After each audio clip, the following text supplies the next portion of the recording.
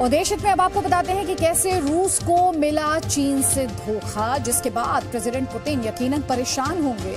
कुछ दिनों पहले ही अमेरिका के राष्ट्रपति जो बाइडेन ने फोन करके चीन के राष्ट्रपति शी जिनपिंग को रूस की मदद करने पर नतीजे भुगतने की चेतावनी दी थी और अब बाइडेन की धमकी का असर दिखने लगा है। कैसे, इस रिपोर्ट में देखिए।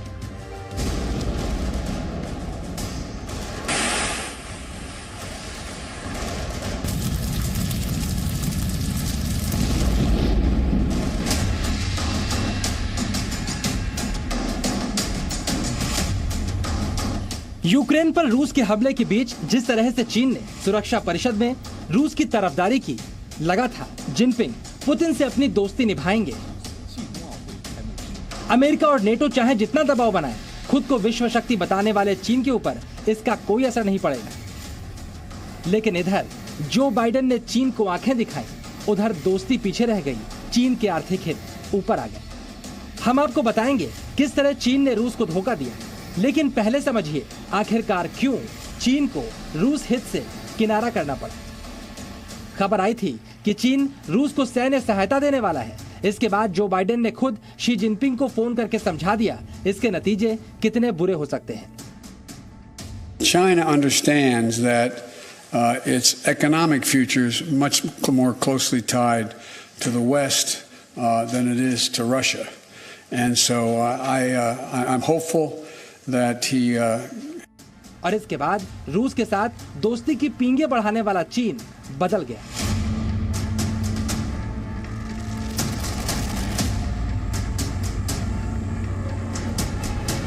यूक्रेन संकट के कारण मुश्किलों में फंसे रूस को चीन ने बुरे वक्त में धोखा दिया है। चीन की सरकारी तेल और गैस कंपनी ने बड़ा फैसला किया, जिसके तहत रूस में $500 मिलियन के निवेश से इनकार कर दिया गया। रूस की कंपनी ने पश्चिमी प्रतिबंधों से बचने के लिए निवेश नहीं करने का फैसला किया है। चीन की कंपनी को रूस की पेट्रोकेमिकल कंपनी सिबुर में निवेश करना था। सिबुर के बोर्ड सदस्य गेनेडी टिमचेंको पुतिन के काफी करीबी हैं और पश्चिमी देशों ने गेनेडी पर प्रतिबंध लगा दिया है। पहले देखिए किस तरह पुतिन के करीबी और रूस के रईस व्यक्ति पर पश्चिमी देशों ने प्रतिबंध लगाया।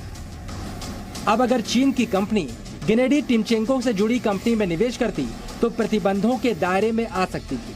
ऐसे में चीन ने रूस की कंपनी में निवेश की योजना टाल दी। चीन रूस की मदद कर रहा है और उसकी वजह से ही रूस अभी तक डटा हुआ। ये बात सही है, रूस के पास सैन्य शक्ति है, लेकिन आर्थिक ताकत के चलते चीन उसकी मदद कर रहा है। स्विफ्ट से रूस को वो हटा दिया गया है, तो भी रूस का अपना STPF सिस्टम है और चीन का CISF सिस्टम है। उसके जरिए रूस अपना बिजनेस कर रहा है। रूस अपना बिजनेस रूबल और लोकल करेंसीज में कर रहा है। चीन को पेट्रोल दे रहा है, भारत को पेट्रोल दे रहा है।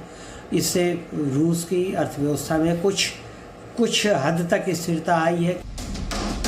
वहीं भारत की बात करें तो अमेरिका की नाराजगी के बावजूद रूस से तेल खरीदने की योजना भारत ने आगे नहीं बढ़ाई।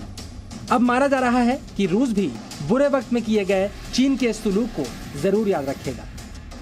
देखिए, रूस यूक्रेन युद्ध करने का फॉर्मूला तो केवल एक और एक ही जगह से निकलेगा और वो है मॉस्को से।